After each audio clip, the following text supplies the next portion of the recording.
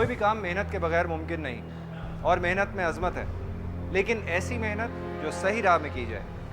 जराइम पेशा अफराद भी मेहनत करते हैं और कुछ ना कुछ कमा ही लेते हैं, लेकिन इन्हीं की मेहनत इनके लिए शर्मिंदगी का बायस बन जाती है। और ऐसे लोग किसी के लिए भी फायदेमंद नहीं होते, ना अपने लिए ना किसी और के लिए।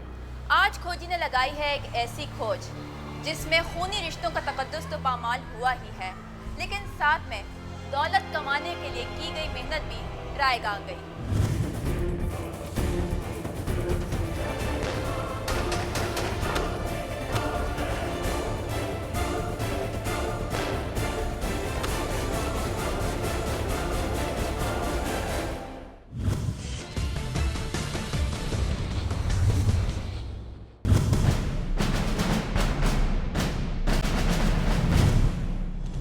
नाम सैयद रिजवान शाह, तालीम BA, पुलिस में शमूलियत 1985, ओहदा DSP तैनाती, क्राइम ब्रांच मलीर।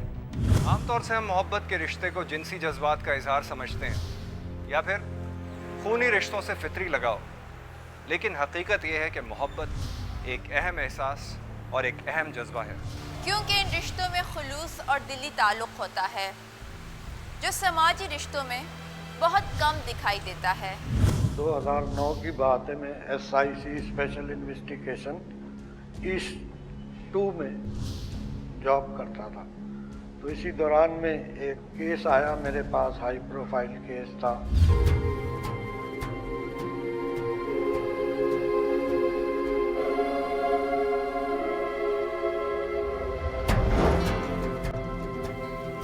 मैडम सड़क देख के क्रॉस कर। अदनान के बच्चे,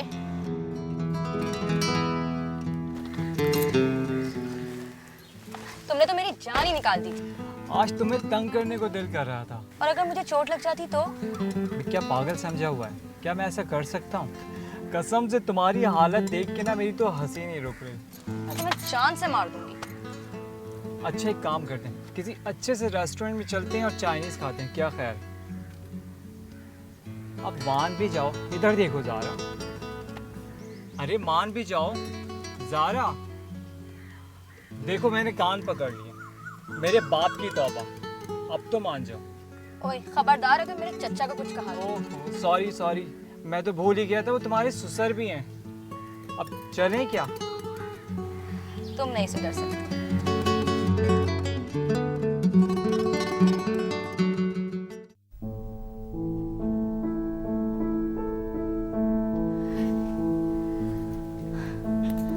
भाई तुम खाना क्यों नहीं खा रहे?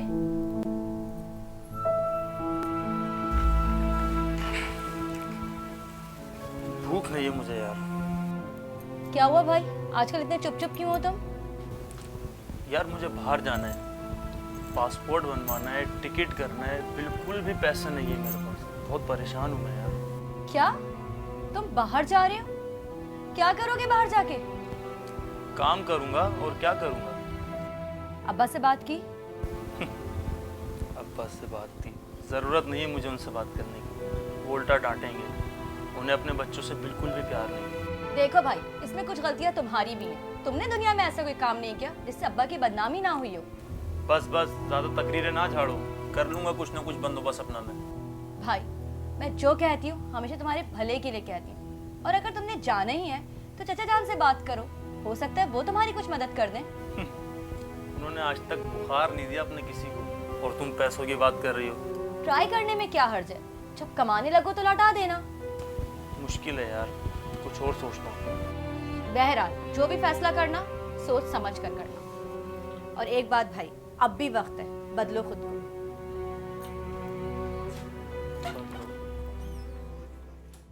आसिफ उर्फ शफी जो इस कहानी का अहम किरदार है, जिसके बारे में पुलिस का ये मौक़िफ़ है कि वो पढ़ने लिखने के बावजूद जराइम की वारदातों में मुलविस था। आसिफ को कुछ पैसों की ज़रूरत थी और वो उन पैसों के ज़रिए मुल्क से बाहर जाना चाहता था। भाई मैं कुछ मसरूफ़ था कामों में अपने। मैं 15 दिन बाद यहाँ आया हूँ, तो काम तो सारा रुका पड़ा है। क्या कर रहे हो तुम लोग? बस कुछ दिन में ही हो जाएगा। दिन में तैयार हो जाएगा, और हफ्ता मांगने के लिए मेरे सर पे खड़े होते हो कि मजदूरों को पैसे देने। बस 2-4 दिन और लगेंगे, 10 दिन में इंशाल्लाह। चलो ठीक है, जाओ जाओ। अस्सलाम वालेकुम चाचा। वालेकुम अस्सलाम। अरे भतीजे, आज चचा की याद कैसे आ गई तुम्हें? चाचा वो दरअसल यहाँ से गुजर रहा था ना, तो सोचा आपको सलाम करता हुआ चलूं। वालेकुम सलाम। और अब मतलब की बात कर, आया क्यों है तुम यहाँ पे? चाचा वो दरअसल मेरा बाहर जाने का हो गया है ना। अच्छा, तो अब तू बाहर जाकर गुल खिलाएगा? चाचा वो बाहर जाकर काम करूँगा मैं। जिसने यहाँ कुछ नहीं किया वो बाहर जाके क्या करेगा? नहीं नहीं चाचा, वो मैंने सारे धंधे छोड़ दिए, बस अब वहाँ जाके कुछ काम करूँगा। चलो, देर आए दुरुस्त आए। चाचा आपसे कुछ रकम उधार चाहिए मुझे। रकम उधार? वो क्यों, किस लिए? चाचा वो मेरे पास बाहर जाने का टिकट नहीं है और कुछ पैसा खर्चा रखूँगा। आप फिक्र मत करें, मैं बाहर जाते ही आपके सारे पैसे लौटा दूँ। देख बेटा, कभी मैं भी तेरी तरह बहुत गरीब था, लेकिन मैंने मेहनत मशक्कत की, फिर इस मकाम पे पहुंचा। हाँ, उधार नहीं मांगा मैंने किसी से तेरी तरह। पर चाचा मैं तो आपसे उधार पैसे मांग रहा हूँ और आप बेफिक्र रहे, मैं लौटा दूंगा सारे पैसा। अबे तू और मुझे उधार पैसे ले और फिर लौटाए भी, ये कैसे मुमकिन है? मेरे पास टाइम नहीं है, तू जा और सामने जो ईंटें पड़ी है ना वो उठा, मजदूरी कर। चल चल, निकल निकल।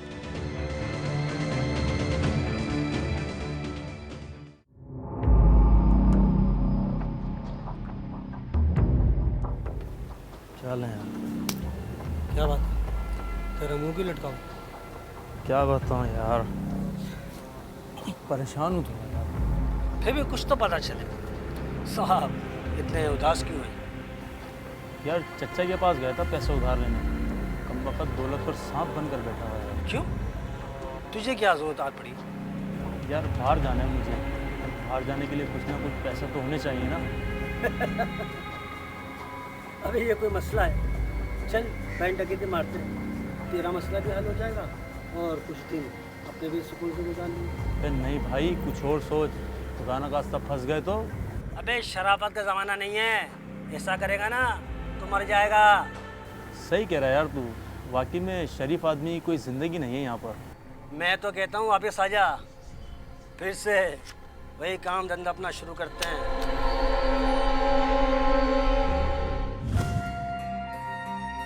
क्या हुआ डैडी? सुना तुमने? ये धमाका हमारी गाड़ी में हुआ है। हाँ, वो तो नजर आ रहा है। 30 लाख रुपए चाहिए मुझे, 30 लाख। मैंने कहा था ना, कोई है आपका दुश्मन।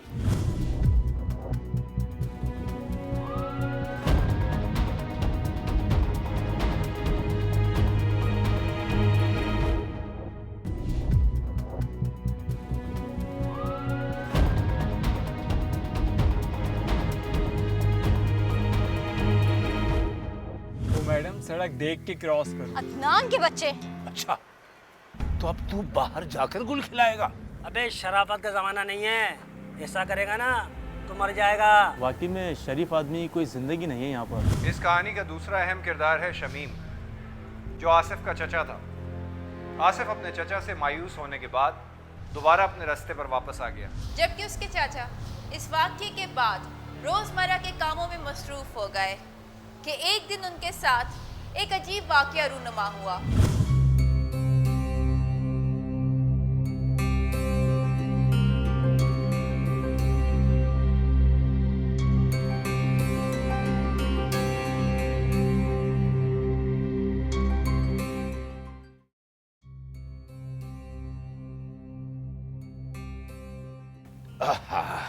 अरे आप जल्दी आ गए, खैरियत तो है?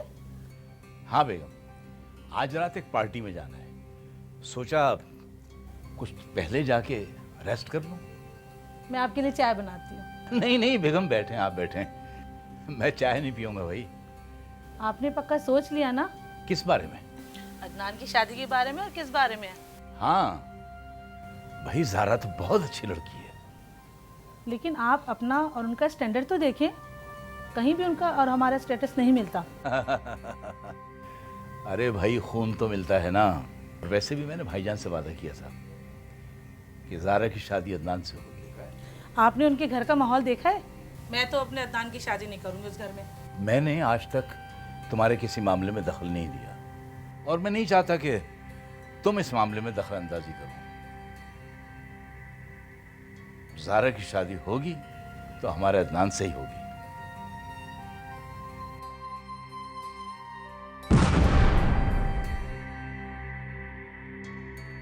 क्या हुआ डैडी? सुना तुमने कैसी खतरनाक आवाज थी धमाके की? उन्होंने अपनी गाड़ी खड़ी करी बाहर और वो घर के अंदर दाखिल हुए। 10-15 मिनट के बाद उनको एक धमाके की आवाज़ आई तो वो समझे कि शायद सामने से एमटी वगैरह उड़ गई है बिजली की। जब बाहर निकले तो उन्होंने देखा कि तो मेरी गाड़ी में आग लगी हुई है। तो इसकी इत्तला उन्होंने बर वक्त थाना शाह फैसल कॉलोनी में दी। थाने वाले आए, उन्होंने रिपोर्ट करी कि जनाब ये इस तरीके से धमाका हुआ है। तो उन्होंने केस रजिस्टर कर दिया और तहकीकात शुरू कर दी। अरे ये क्या हो गया? ओह नो डैडी, ये हमारी गाड़ी को क्या हुआ है? धमाका इसी गाड़ी से हुआ है। जी डैडी, ये धमाका हमारी गाड़ी में हुआ है। हाँ वो तो नजर आ रहा है। देखो कैसा धुआं उठ रहा है। क्यों ना हम पुलिस को इन्फॉर्म करें? सोच क्या रहा हो? जल्दी लगाओ फोन, जल्दी लगाओ फोन पुलिस को। कार में धमाका हुआ था या किसी ने खास मकसद के तहत शरारत की थी, लेकिन ये वाकया शमीम और उसके घर वालों के लिए हैरानकुन था। इसमें कौन मुलव्विस था और ये किसकी शरारत थी? इस सवाल के ताक़ुब में पुलिस मौके पर पहुंच गई। लगता है आपकी गाड़ी को किसी ने उड़ाने की कोशिश की है। जी इंस्पेक्टर साहब, मगर भला मेरी किसी से क्या दुश्मनी हो सकती है? ये तो आप ही बताएंगे कि आपकी किसी से कोई दुश्मनी? नहीं इंस्पेक्टर साहब, मेरी किसी से कोई दुश्मनी नहीं है। ज़रा ठंडे दिमाग से सोचकर बताएं। हो सकता है कि आपका कोई पुराना दुश्मन हो। हम शरीफ लोग हैं, हमारा कोई दुश्मन नहीं हो सकता। आपकी इब्तिदाई रिपोर्ट हमने दर्ज कर ली है जी। बाकी हम तहकीकात करेंगे और खोज लगाएंगे कि कौन है इस वाक़े के पीछे। आपको पुलिस स्टेशन आना होगा। ठीक है इंस्पेक्टर साहब, मैं हाजिर हो जाऊंगा। इजाज़त चाहता हूँ। Thank you. शुक्रिया।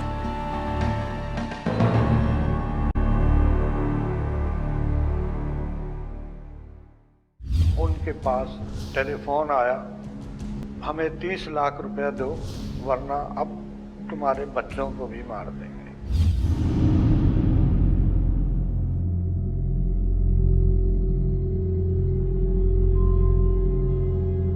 माय गॉड,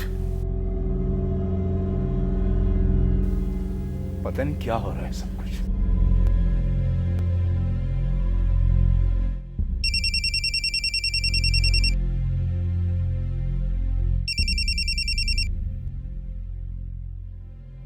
हेलो जी शमीम साहब, टेलर कैसा लगा आपको? कौन हो तुम? इस फिल्म का डायरेक्टर। कौन सी फिल्म, कौन सा ट्रेलर?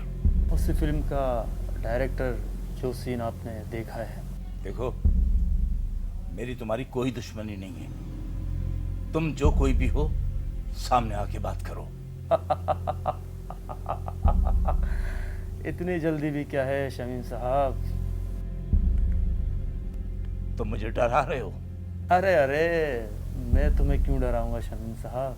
मैं तो बस ऐसे ही बता रहा हूँ तुम्हें। आखिर चाहते क्या हो? 30 लाख रुपए चाहिए मुझे। 30 लाख। इतनी बड़ी रकम मैं कहाँ से दूं तुम्हें? वो तुम्हारा मसला है शमीम साहब। अलबत्ता अगर रकम नहीं दी ना तो फिर अपने बच्चों का ख्याल रखना।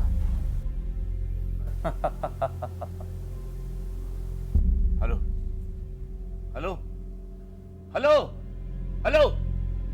कौन था? क्या कह रहा था? पता नहीं कौन था। कहता था कि ट्रेलर कैसा लगा और अपने बच्चों का ख्याल रखना है। आप पुलिस को इत्तला करें। सोचता हूँ क्या करना चाहिए। शमीम को जल्द ही इस बात का पता चल गया कि वो धमाका किसने कराया था और उसकी क्या डिमांड थी। ताहम वो ये नहीं जानता था कि इस वाकये के पीछे कौन आदमी है जो उसे हरासा कर रहा है। उस पे FIR लॉन्च हो गई, मुलजिमों की तलाश शुरू हो गई। आइए शमीम साहब, अस्सलाम वालेकुम। कैसे आना हुआ? बस जी वक्त ले आया है इंस्पेक्टर साहब, बहुत परेशानी है। फरमाइए। इंस्पेक्टर साहब, एक अननोन कॉल मेरे पास आती है। मेरा ख्याल है ये सब कुछ उसी ने किया है। मैंने कहा था ना, कोई है आपका दुश्मन। खैर, क्या कहता है वो? उसने 30 लाख रुपए की डिमांड की है। उसका कहना है कि अगर मैंने ये रकम अदा नहीं की तो वो मेरे बच्चों को मार देगा। तो ये कहानी है। आपने वो नंबर नोट किया था? जी इंस्पेक्टर साहब, वो नंबर है मेरे पास। ये इंस्पेक्टर साहब नंबर मैंने इस पर्चे पे लिखा। आप फिक्र मत करें, हम इस नंबर को ज़रूर ट्रेस करने की कोशिश करेंगे और पता लगाएंगे कि असल मुजरिम है कौन। इंस्पेक्टर साहब, अगर मैंने उसको पैसे नहीं दिए तो वो मेरे बच्चों को मारने वाले से बचाने वाला बड़ा होता है शमीम साहब, उसी पे भरोसा रखिए, कुछ नहीं होगा। बस आपने एक काम करना है, जब भी उस नंबर से कॉल आए उसको टालते रहिएगा। और हाँ, रकम देने की जल्दी मत कीजिएगा, आपकी जान को ख़तरा भी हो सकता है। इंस्पेक्टर साहब, मुझे अपनी जान की फिक्र नहीं, मुझे अपने बच्चों की फिक्र है। कानून पर एतमाद करें शमीम साहब, कुछ नहीं होगा। ठीक है, अगर आप कहते हैं तो चलता हूँ। आप इत्मीनान से घर जाएं, बाकी हम देख लेंगे। Thank you, thank you.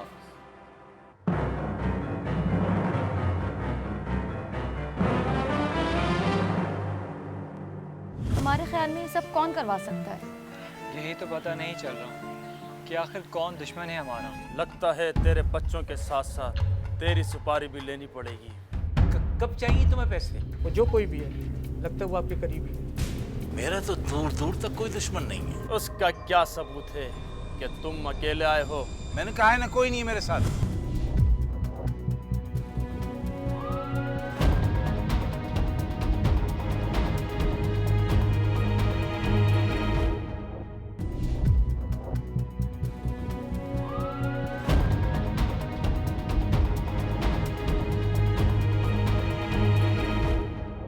मैंने आज तक तुम्हारे किसी मामले में दखल नहीं दिया और मैं नहीं चाहता कि तुम इस मामले में दखल अंदाजी करो। खोज लगाएंगे कि कौन है इस वाक़े के पीछे। आपको पुलिस स्टेशन आना होगा। कौन हो तुम? इस फिल्म का डायरेक्टर। उसने 30 लाख रुपए की डिमांड की है।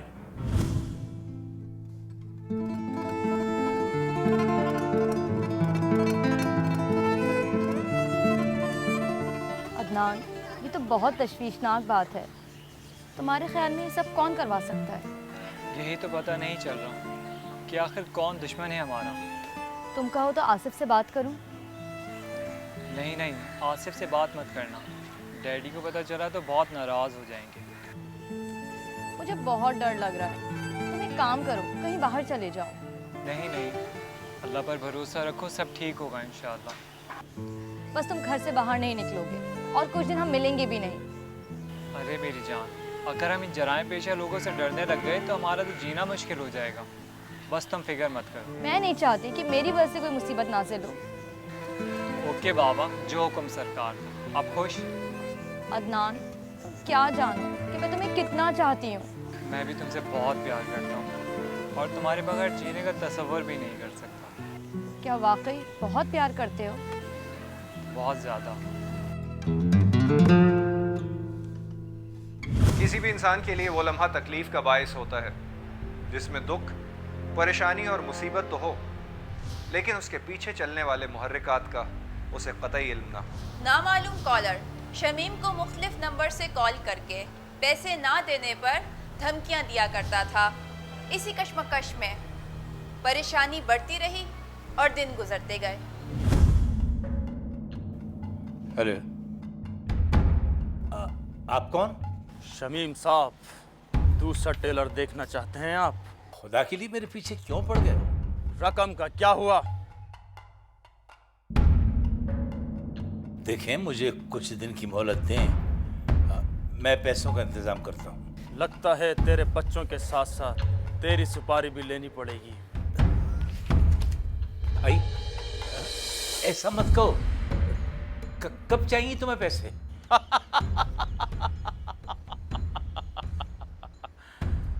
शाबाश, अब आया ना लाइन पर। सुन, कल दोपहर को बादराबाद आ जाना, और याद रख, अगर तूने पुलिस को बताने की कोशिश की ना तो अच्छा नहीं होगा तेरे साथ। नहीं नहीं, आप बेफिक्र हो जाओ, मैं कल मैं पैसों समेत पहुंच जाऊंगा। शाबाश, मेरे फोन का इंतजार करना।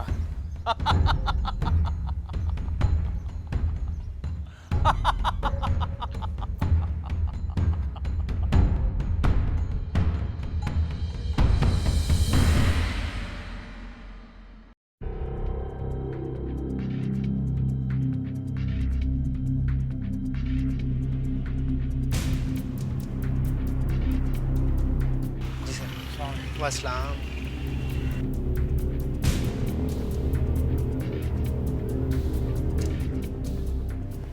मुझे शमीम साहब से मिलना। सर आप बैठे, मैं बुला के लाता हूँ अभी।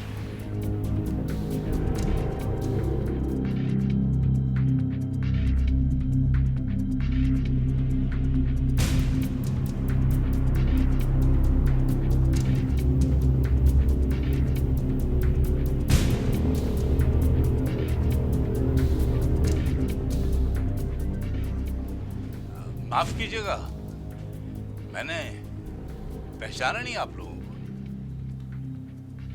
Inspector Shahid, investigation officer.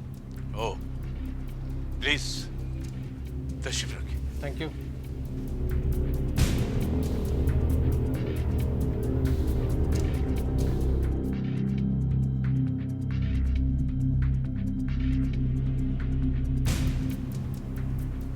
जी इंस्पेक्टर साहब, फरमाइए, क्या खिदमत कर सकता हूँ आपकी?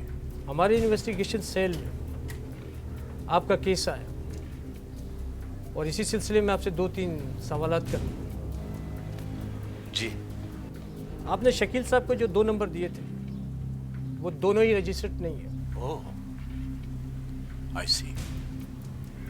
इसका मतलब ये है कि वो दोनों नंबर फेक हैं। वो जो कोई भी है, लगता है वो आपके करीबी है। इंस्पेक्टर साहब, करीबी तो क्या, मेरा तो दूर दूर तक कोई दुश्मन नहीं है। सर, बात को समझने की कोशिश कीजिए। इंसान ही इंसान का दुश्मन है और इंसान ही इंसान का दोस्त है। 2 चीज़ें ऐसी हैं जो दुश्मन भी बनाती हैं और दोस्त भी। आप कहना क्या चाहते हैं? आपका जो भी दुश्मन है उसकी नज़र आपकी दौलत पर। इंस्पेक्टर साहब, उस शख्स की वजह से मेरा कारोबार डिस्टर्ब हो रहा है, मेरे बच्चे तक परेशान हैं। आप फिक्र मत करें, बच्चों को घर से बाहर जाने ना दें, और कोई भी आपके पास फ़ोन कॉल्स आती हैं हमें फ़ौरन इत्तला करें। इंस्पेक्टर साहब, वो मुझे 2-3 जगह बुला चुका है, लेकिन सामने नहीं आता पैसे लेने। उसे शक है कि पुलिस मेरे साथ है। और इंस्पेक्टर साहब, अब तो उसकी धमकियां और बढ़ गई हैं। उसे पैसों की ज़रूरत है और वो पैसों के लिए आपसे ज़रूर मिलेगा। और एक बात, मेरी बताई हुई हिदायत पर अमल करें और मुझसे राब्ते में रहें। अब मैं चलता हूँ, इंशाल्लाह राब्ते में रहिएगा। Thank you very much.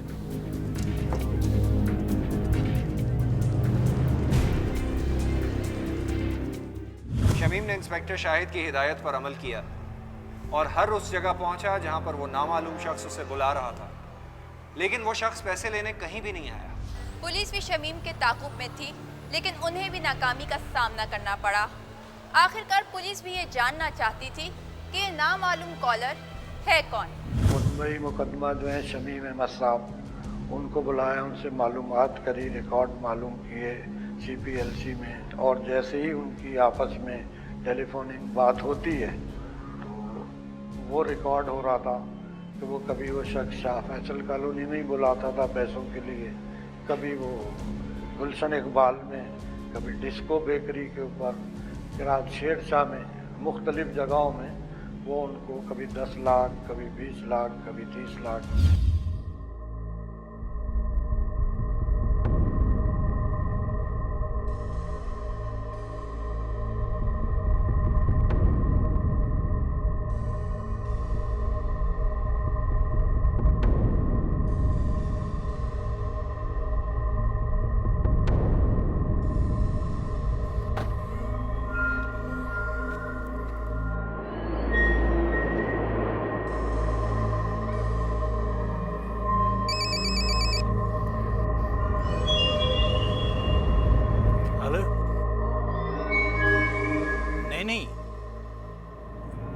मेरे साथ तो कोई भी नहीं है। उसका क्या सबूत है कि तुम अकेले आए हो? देखें, आप खामखा मुझे तंग मत करें। मैंने कहा है ना, कोई नहीं है मेरे साथ। ज़्यादा बोलने की ज़रूरत नहीं है, चुपचाप जितना बोला जा रहा है बस उतना करो। ओह माय गॉड, देखिए आप जो कोई भी हैं मुझे क्यों तंग कर रहे हैं? मेरा सारा कारोबार ठप होके रह गया। प्लीज मेरी जान छोड़ दें आप। आज हम नहीं मिलेंगे, बस जितना बोला जा रहा है उस पर चुपचाप अमल करो, वरना अपने बच्चों को जिंदा नहीं देख सकोगे तुम। समझे मेरी बात? देखिए, आपकी वजह से मेरा सारा कारोबार ठप होके रह गया। I am sorry. अब तुम वहां से मूव हो जाओ। मुझे मालूम है कौन कौन है तुम्हारे साथ। ना सुन, हम कोई खतरा मोल नहीं लेते, छोड़ देंगे तुम्हारी जान भी। अभी इतनी जल्दी क्या है? चुपचाप वहां से निकलो और एफपी एरिया पहुंच जाओ।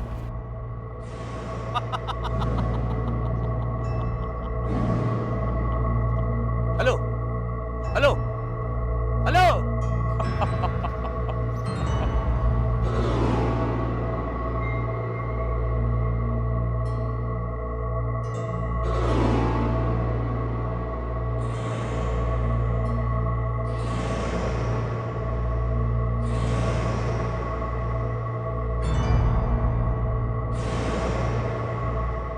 मुल्जिम जितना भी चालाक हो, कहीं ना कहीं गलती जरूर करता। अरे रुके, बात सुने।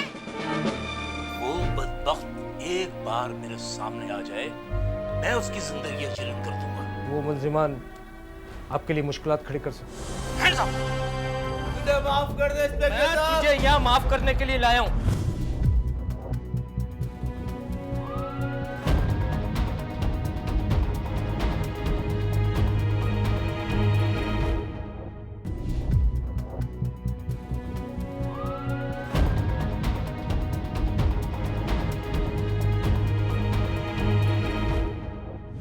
काम करो, कहीं बाहर चले जाओ।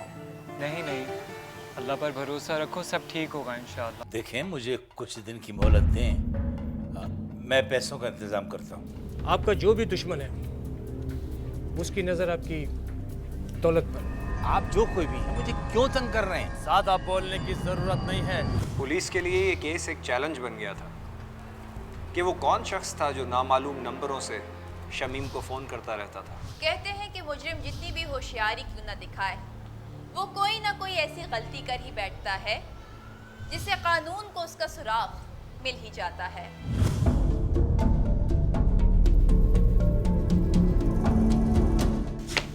ठीक है, ओके सर, ये सीपीएलसी की रिपोर्ट आ गई।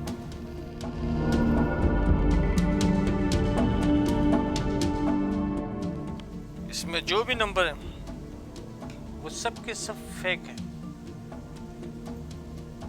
या तो ये आदमी बहुत ज्यादा होशियार या फिर बहुत ज्यादा डरपोक।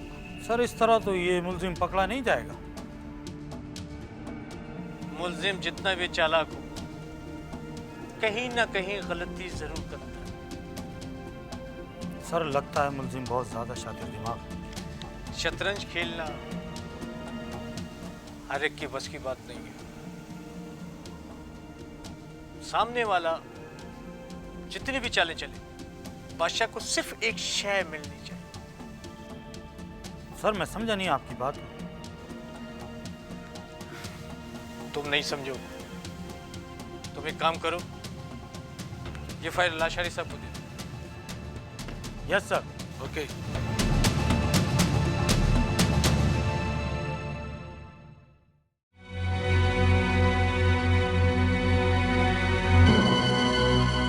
ये आसिफ का घर? जी, क्या काम है? हमें इस घर की तलाशी लेनी है। लेकिन क्यों? आइए, इस बात का जवाब मैं आपको बाद में दूंगा। आओ। अरे रुकिए, बात सुने।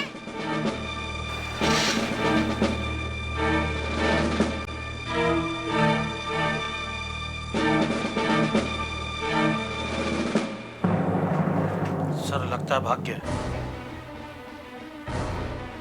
बच के कहाँ जाएगा? आओ मेरे साथ।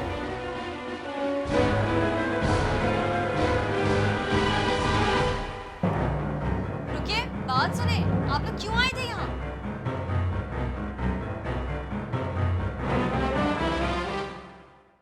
शमीम की परेशानी इतनी बढ़ गई थी कि उसका अपना कारोबार मुतासर होने लगा और उसके पास पैसे देने के अलावा कोई चारा बचा ही नहीं। बिलाखिर उस नामालूम लड़की की फिर कॉल आई और उसने शमीम को एक मर्तबा फिर मिलने के लिए बुलाया। अरे मैं नाश्ता बना रही हूँ, रुक जाइए, नाश्ता करके जाइएगा। नहीं बेगम, मुझे देर हो रही है और सारा काम वैसे ही ठप पड़ा हुआ है। आप कुछ खा पी नहीं रहे ना, बीमार पड़ जाएंगे। क्या खाऊं पियूं? उस कमबख्त ने मेरी जिंदगी अजीरन की हुई है।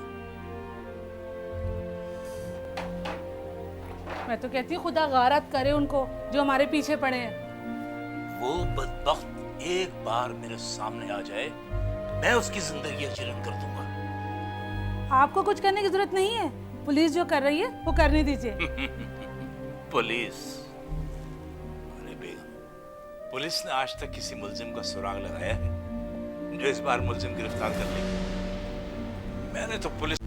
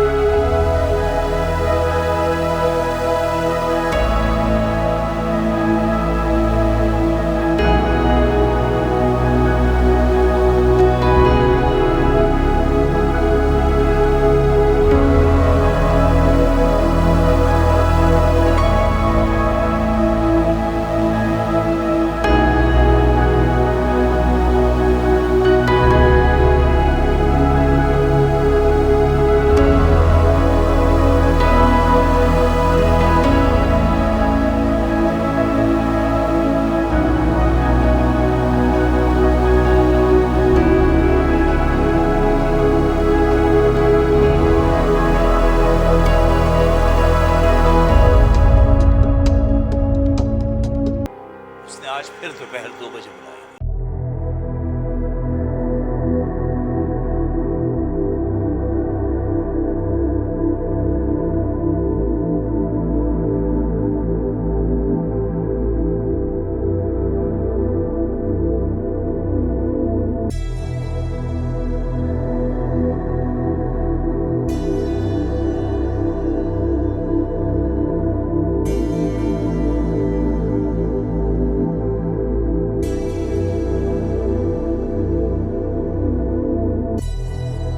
जगह पर पहुंच गया और उसका इंतजार करने लगा।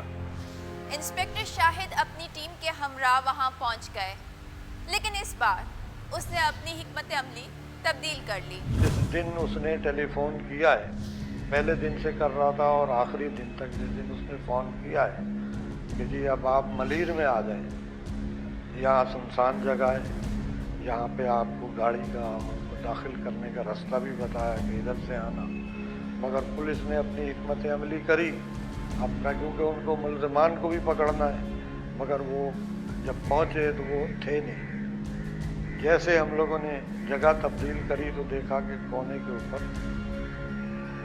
मोटरसाइकिल के ऊपर 2 बंदे, एक और एक अलहदा खड़ा।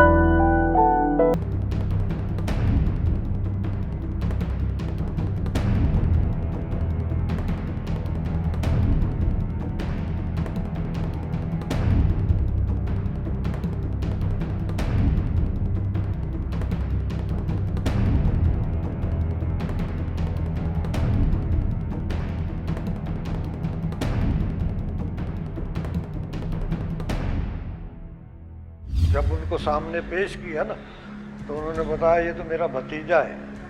कहने लगा अंकल गलती हो गई, बस मैं क्या करूं, अभी उसको लेकर आप मुझे माफ़ कर दें।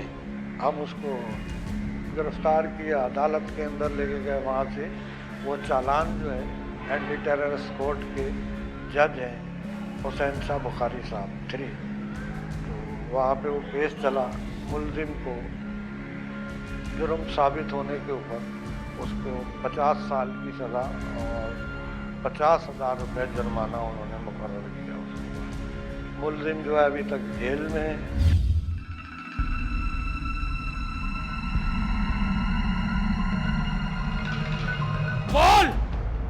बोल तूने ऐसा क्यों किया? मुझे माफ कर दे इंस्पेक्टर साहब। बोल। मुझे माफ कर दे इंस्पेक्टर साहब। तुझे यहाँ माफ करने के लिए लाया हूँ। बोल, बोलता है या नहीं बोलता? तूने ऐसा क्यों किया? बोल। बड़ी गलती हो गई इंस्पेक्टर साहब। गलती हो गई, गलती मैं अभी तुझे बताता हूँ। इंस्पेक्टर साहब, ये तो मेरा भतीजा है। सर, मैंने आपको पहले ही बता दिया था कि आपका दुश्मन कोई गैर नहीं, आपका करीबी है। बता, तूने अपने अंकल के साथ ये क्यों किया? बोल। मैंने सब लालच में किया इंस्पेक्टर साहब, मुझे माफ कर दे। चाचा प्लीज मुझे माफ कर दे। लालच तो मैं तेरी अभी ऐसी निकालूंगा कि सारी जिंदगी याद करेगा तू। चाचा मुझे माफ कर दे चाचा। तुम माफी के लायक नहीं इंस्पेक्टर साहब। ये लड़का पहले भी जराइम की वारदातों में मुलविस रहा है, इसे इसके किए की जरूर सजा मिलनी चाहिए। चाचा मुझे माफ कर दे चाचा। चाचा प्लीज। चुप। चाचा, चाचा प्लीज आइंदा नहीं करूंगा चाचा। भाई मेरे साथ। चाचा प्लीज मुझे माफ कर दे चाचा। चाचा प्लीज चाचा। मुलजिम का भाई एक दुबई में था, एक बहन यूनिवर्सिटी में है और वो खुद भी ग्रेजुएशन किया हुआ था, बाहर जाने की तैयारी कर रहा था। उसने तो यही बताया कि मैं इनसे 30 लाख रुपए जो मांग रहा हूँ तो एक मेरा आने जाने का टिकट विकेट और ये इंतज़ाम हो जाए। बुरे कामों का अंजाम हमेशा बुरा होता है। ऐसी मेहनत करके आसिफ को क्या हासिल हुआ? दुनिया भर की जिल्लत और रुसवाई। आसिफ का जुर्म साबित होने पर उसे 50 साल की सजा सुनाई गई। अगर हम अपने आसपास देखें तो हमें हज़ारों ऐसे लोग नज़र आते हैं जो पढ़े लिखे होने के बावजूद अपनी ज़िंदगी को गलत राह में सर्फ करते हुए दिखाई देते हैं। अगर आसिफ जैसे किरदार अपनी तमाम तर सलाहियतों को मनफी कामों के बजाय मुस्बत कामों में इस्तेमाल करे तो हमारा मुल्क कहां से कहां चला जाए। फीडबैक के लिए हमारा ईमेल एड्रेस नोट कर लीजिए, khoji@sama.tv।